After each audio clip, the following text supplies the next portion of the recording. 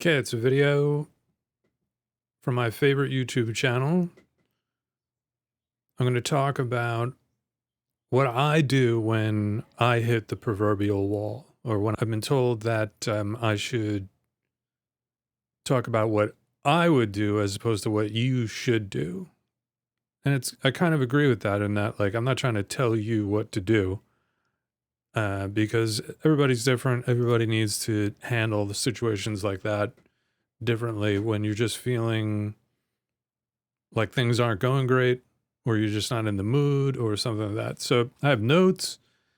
Is burnout real or just in your mind? And I'm going to get to some solutions later on that I have, the ways that I work through getting through those blah days or blah sessions, and to try and make something productive, make something work. You know, why does it happen? Is it burnout, or is that real, is my question.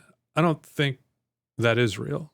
I don't believe in the concept of burnout where you need to take a break and get away from it all. And at least I don't need to get away and then feel like that's going to create a clean slate where I'll just come back and be able to just go at it again.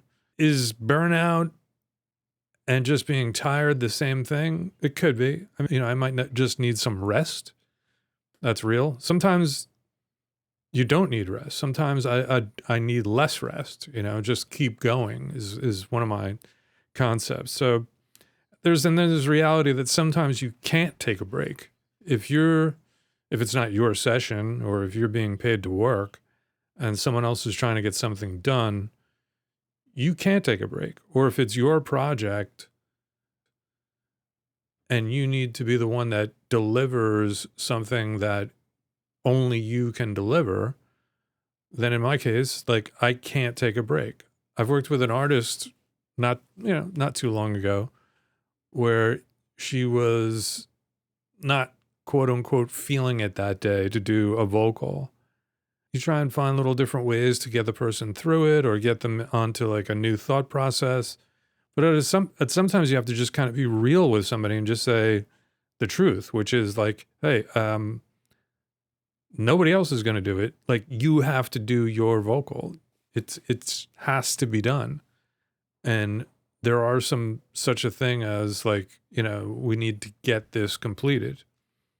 So not pushing through the tough spots, to me, can lead to more breaks, and the habit of taking breaks or taking time off and always feeling like, well, when I'm not really hitting on all cylinders, so to speak, I can just take a break because that's worked for me. And then maybe I need to take more breaks. And then you can notice what good is the productivity if it's only in short little bursts every once in a while when, like, the planets are proverbially aligned.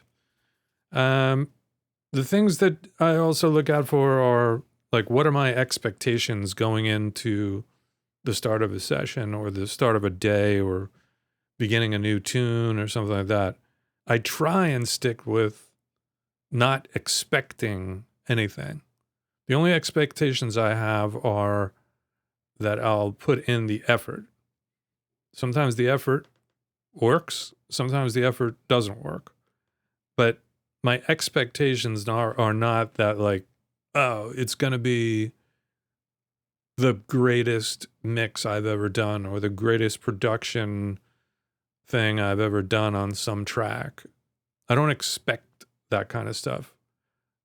I know that I'll work hard towards it, but it's not an expectation kind of thing. So you never fall in, at least I never fall into the trap of going like, oh wow, I really thought this mix was going to be amazing.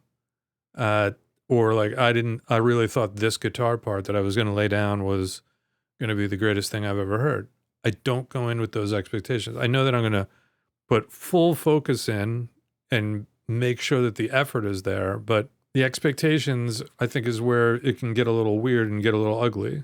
The fear thing is also present, being fearful that you're not going to figure it out, or it's just not going to sound what you would like it to sound like if you're talking about a mix or a production. I've had artists I've worked with, particularly singers sometimes, and new ones, or let's just say singers without a lot of experience, they'll get done with a vocal, they'll come in and hear a mix, and they'll hear their voice, and they'll say things along the lines of, "Well, that's not what I sound like." It can go for a guitar player, drummer, bass player also. That's not what I sound like. And, the real answer is, yeah, that's what you sound like. Like, that is what you sound like. And you're just not used to hearing yourself in a production. This goes into the whole thing of like, trying to fight through those days when you're not having some flow, or, it doesn't feel like things are going your way. I also think you need to be, and all artists in a lot of ways need to be delusional enough to believe that magic can happen that day, or that it could be like right around the corner on what they're working on. Even if things aren't going in their head in a spectacular fashion at that moment, or even during the first couple of few hours of a day, you have to be you got to have belief, you got to have some faith, and you got to have a little bit of delusional thought process that like, but I know it can be, and I know it's coming. It's around the corner. Now I'm going to talk about some things that I do to try and get through those days. I work on micro tasks a lot. Like in a mix context, I'll work on cleaning up tracks. I'll work on making sure there aren't any bad punches here and there on anything. So, you could blow through a lot of time just looking for things like that, crossfades that are kind of screwy. And you will find things. At least I will. I mean, I'm not claiming. Sometimes when you're in the heat of the moment and you're recording a million different things, hey, let's lay this guitar part. Hey, let's lay this drum. Let's do this. Let's the, there's a lot of maybe some little mouse clicks that get a little weird here and there. My job as a mixer and producer is to go through those tracks and make sure that there's no surprises hidden in the cracks, So, I'll organize sounds sometimes. I'll just take the time to just, okay, I'm not making any major progress right now on something, but maybe I'll just go through my delay settings and find some stuff that I might want to use for this or for the future, reverbs or multi-effect things or some of that. And a lot of times I find that those techniques of digging around on things that are just utilitarian and without expectation, the flow comes back. The little sparkle comes back of like, hey, whoa, wait a minute. Now that Rhodes part sounds interesting. Now that I've been messing around with this dotted eighth note delay flying off to the left and right, those things can get you going again, or get you in that feeling of like that everything's going right.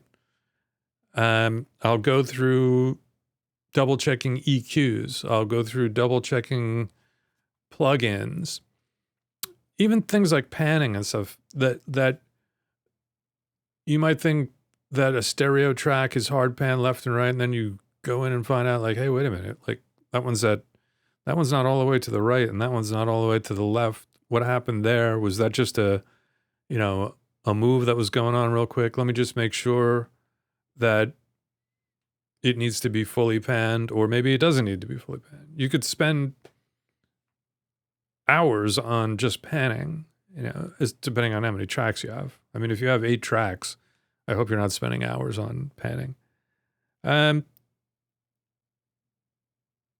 That's kind of like what I wanted to get across in this video, just the idea of pushing through, because I find that the days that you don't think are starting off well, or the days that sort of start off like, maybe I don't know if I'm going to be able to find something on this track today or whatever. I find that when you put the effort in and push a little bit and then start having fun, all of a sudden that so-so day turns into like one of the better days. Sometimes when you go into the studio and you're thinking like, wow, we're going to have an incredible session today and this is going to be great. Those are the clunkers. You never know what's going to happen when you get in the room. And I never know what's going to happen to some degree, except for the effort part. I know that I will be focused into it, looking to have fun, looking for that enjoyment and looking for those things that, you know, feel really good about recording and mixing and production, looking for those inspirational things that like are, you know, why you got into it in a lot of ways in the first place. So there you go.